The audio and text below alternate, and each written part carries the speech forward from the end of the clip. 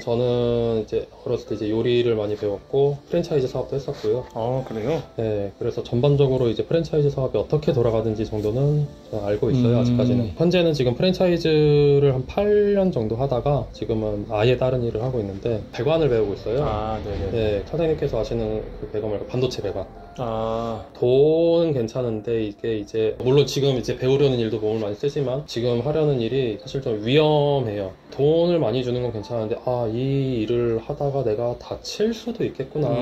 지금 하는 일은 진짜 생명의 위험을 줄 수 있을 정도로 다칠 수도 있겠구나. 가정이 있으니까 이 돈을 받으면서 내가 이 위험한 일을 하는 게 맞는가 회의감이 드는 거죠. 그러다 보니까 이 지금 하는 청소업에 관련돼서 반년 정도 고민을 했어요. 미래의 비전이 어떤 게 있을까 충분히 많이 고민하고 상담을 받으러 온 거거든요. 그래서 현재 제가 이제 계획을 하고 있는 거는 지금 당장은 아니고 7월에서 8월 정도 때 이제 생각을 하고 있고, 전업으로 바로 시작하는 건 아니고 돈이 이제 인풋 아웃풋이 나와야 돼서 투잡으로 시작을 할 생각이에요. 일을 많이 하는 거에 대해서는 사실 크게 부담은 되지 않기 때문에 전기 청소를 먼저 시작으로 어느 정도 이제 궤도에 올라갔을 때 싶으면은 이제 이쪽으로 좀 더 집중을 할 생각입니다. 중공 청소랑 에어컨, 유리창, 그리고 매트릭스까지 이렇게 생각을 하고 있습니다. 그래서 여쭤보고 싶은 거는 이제 제가 교육을 만약에 받게 된다고 하면은 어떤 식으로 며칠 교육을 받을 수 있는지, 그리고 따로따로 배울 수 있는지. 다 가능합니다. 사장님이 원하시는 스타일대로 다 가능해요. 전기 청소를 먼저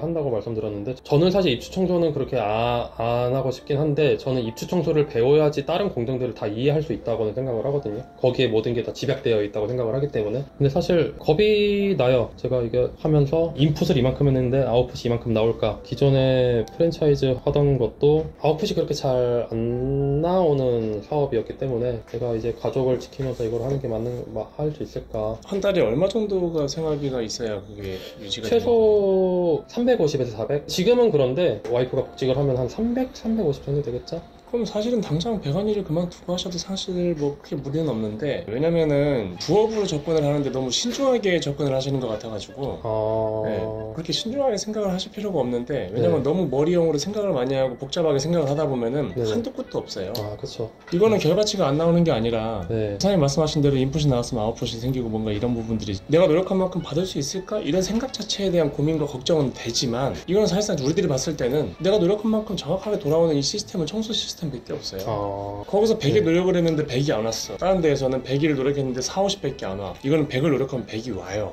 사실 제가 이제 치킨 프랜차이즈를 했었거든요.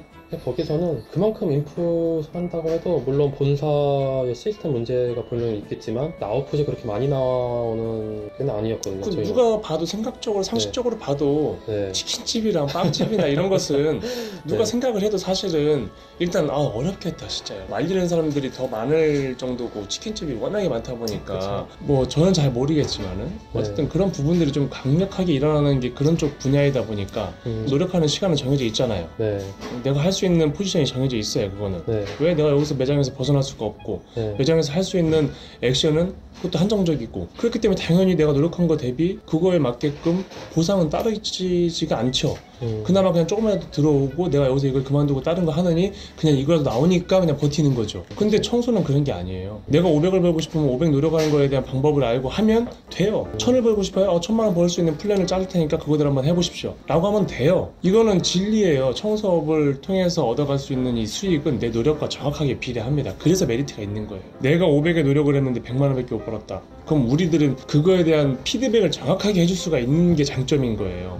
치킨집이든 뭐 아이스크림 가게든 뭐 만약에 내가 노력을 했는데 500에 노력을 했는데 100만 원밖에 못 벌었어. 그럼 그거에 대한 피드백을 과연 어떻게 할 것이냐. 외부적인 거에 대한 탓을 할 수밖에 없는 구조 시스템인 거죠. 비가 많이 와서 아니면 뭐 날씨가 추워서 사람들이 안 나온다든가 뭐 배달을 시켜야 되는데 딴 된다든가 요식업이 너무 많이 생겼다든가 뭐 어떤 여러 가지 외부적인 요인들을 찾지만 청소는 그게 아니에요. 철저하게 내가 어떻게 작성을 했고 어떤 가치관을 가지고 이 업을 대했고 이거에 대한 광고의 마케팅 컨셉을 어떻게 잡고 했으니까 이렇게 결과가 만들어진 거예요. 1000만 원을 버는 사람들의 광고 마케팅에 마케팅의 방식과 이런 것들은 다 정해져 있어요. 거의 대부분 비슷해. 물론 개 중에 숨은 고수들이 있어요. 광고 마케팅을 하지 않아도 연매출 10억씩 이상 하시는 분들도 있어요. 그런 분들도 있는데 통상적으로 평균적으로 봤을 때는 300만 원 못 버는 이유가 있고 돈 1000만 원 버는 사람들의 이유가 있어요. 그거를 우리들은 확실하게 알고 있죠. 그래서 그런 피드백이 가능한 거예요. 하나 더 여쭤보고 싶은 게, 지역에서 황금빗자루 상호 쓰는 거는 이제 쓸 수 있다고 말씀을 하셨던 걸로 알아요. 분야를 다 하는 게 아니라 일부 분야만 하더라도, 예를 들어서 제가 전기 청소랑 에어컨 청소 이 두 가지 아이템만 하는데 그 상호명을 쓸 수 있는지. 어려울 거예요. 상호가 네. 입주이사 청소나 상가 사무실 청소에 특화되어 있는 브랜드예요. 준공 청소까지는 어떨까요? 상가 준공을 가려면 입주이사를 배우셔야 돼요.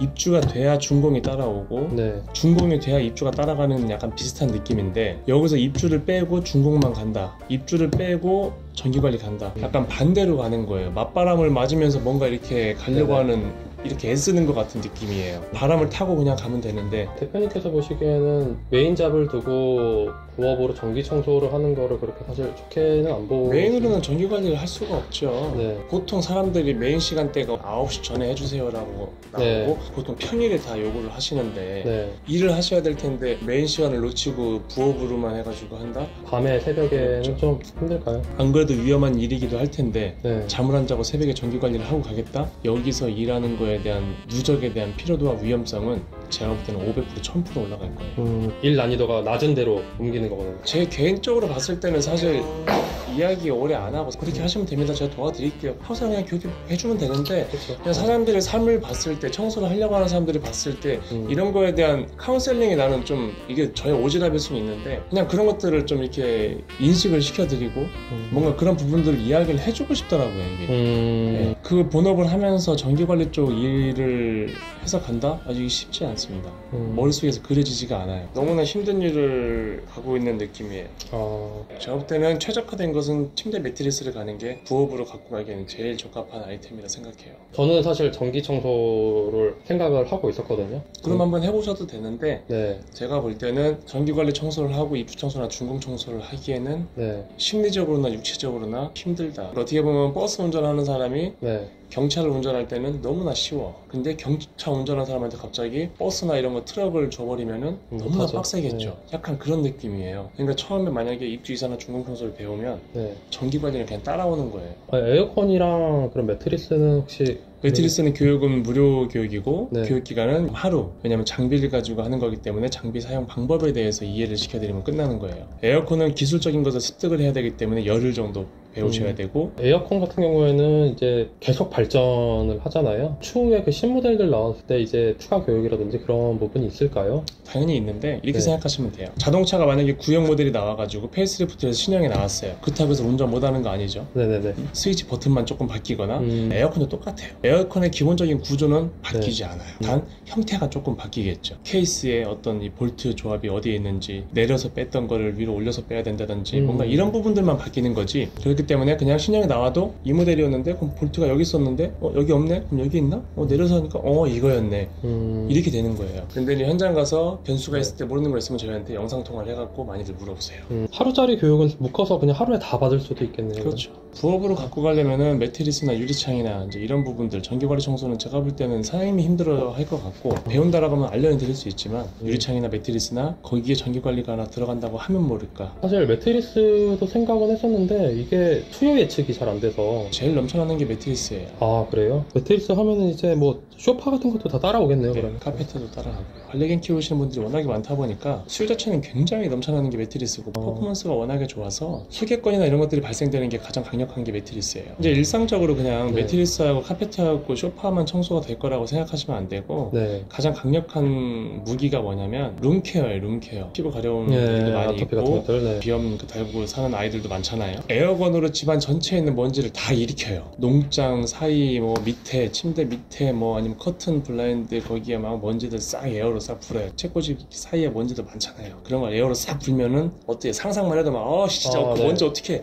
근데 이 청소기가 좋은 게 네. 강제 흡입 방식으로 해가지고 네. 그 순환을 하면서 먼지들을 다 빨아들인단 말이에요. 공기청정기 수십 대를 모아놓은 것보다 더 강력하게 흡입을 하기 때문에 네. 순환 한 2, 30분 시켜놓으면 이제 어느 정도 딱 딱 문만 열어도 오 공기가 달라. 그리고 이제 떨어져 있는 먼지들을 한번 청소 솔로 해갖고 싹 빨아들이고, 그 다음에 이제 사이사이에 있는 것들은 브러쉬를 바꿔서 구석구석 한 번 더 먼지 제거를 해주고, 그 다음에 침대 매트리스, 이불, 베개 싹 한번 해주고 나잖아요. 그 다음에 이제 아로마까지 해갖고 딱 해갖고 해놓으면은 진짜 좋아요. 사실은 그게 가장 강력한 메리트예요. 저도 그거를 쓰는 이유가 이 룸케어 때문에 쓰는 거고, 저희 아들내미 방을 거의 한두 달 정도 만에 한 번씩 계속 해주는데 3, 4일 동안 방문을 열고 들어갈 때마다 느낌이 달라요. 산뜻해. 되게 이렇게 기분이 진짜 깨끗해요. 향도 은은하게 이제 천연 향이기 때문에 인체에 무해한 거라서 그런 향이 나면서 기분까지도 좋아지고. 부업으로 매트리스 쪽으로 간다고 하면 이게 그 퇴근하고 나서 저녁 시간대인데 고객들도 퇴근하고 집에 오는 시간에 맞춰가지고 일을 시키는 경우가 있기 때문에, 왜냐면 오래 걸리는 게 아니라서 출근 전에 하고 가셔도 되고.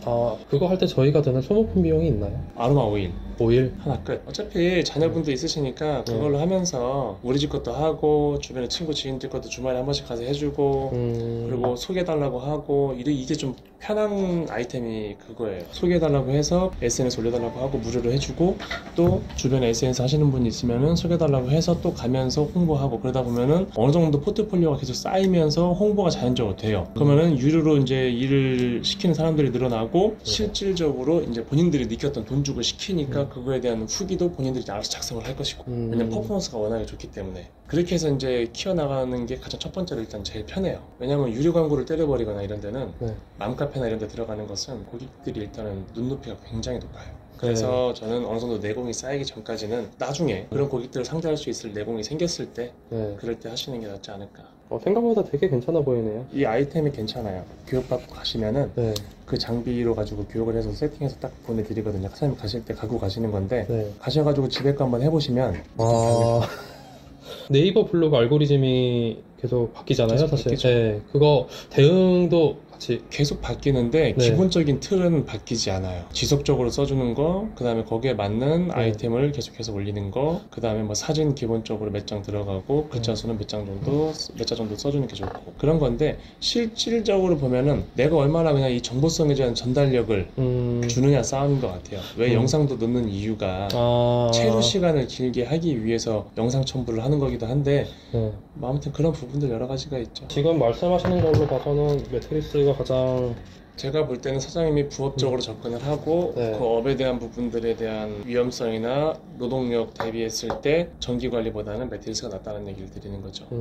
사실 제가 여기를 찾아온 이유가 대표님께서 이렇게 말씀해 주시는 게 다른 데는 사실 이렇게 얘기를 안 하거든요. 그렇죠. 해줄 필요도 없고 사실. 저도 프랜차이즈 영업을 해봤고 그분들 상대로 이렇게 내가 얘기를 하는 게 맞나 싶은 것도 저도 많았기 때문에 두 군데 더 가봤는데 그게 좀 떨어지더라고요. 진정성이라고 해야 되나? 서로 비즈니스 관계니까 그럴 수 있다고는 치는데 그래도 여기 상담하러 오길 잘했다라고 생각이 드네요. 다행입니다. 저 혼자서 결정할 수 있는 문제가 아니라 저도 와이프랑 상의를 해보고 롱런할 수 있는 거를 찾아야 되기 때문에 꼭 한 번 더 다시 연락을 드리도록 하겠습니다. 만약에 이 일을 하게 되면 여기서 할 것 같아요.